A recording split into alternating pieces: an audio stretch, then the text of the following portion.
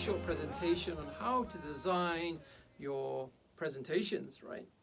So whether you're using PowerPoint or perhaps even Prezi, do try to remember to cut down on the amount of text that you have per slide, because people get, they get quite bored when there's a lot of text, right? Try to keep your slides as visual as possible, right? So have a lot of pictures on the slides or diagrams, right? And then you can then discuss or talk about those pictures or diagrams rather than just reading blocks of text, right? So try to minimize the amount of text on your slide. Use more visuals, right?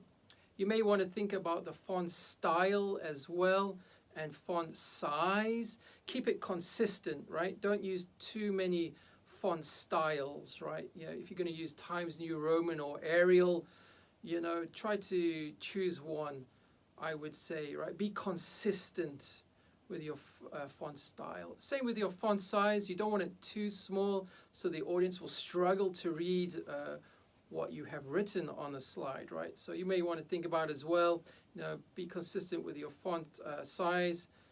Keep one size throughout the presentation, as well as the font style, right?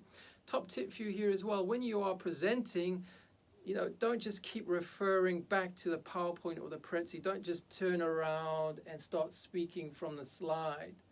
Okay, that is a big no-no. Don't do that, right? You need to engage your audience with your eye contact. So don't look at the slides and read from them, right? Because that shows you're not prepared at all for the presentation. And the audience will not be engaged. They will probably lose interest very quickly in your presentation there, right? So don't forget that.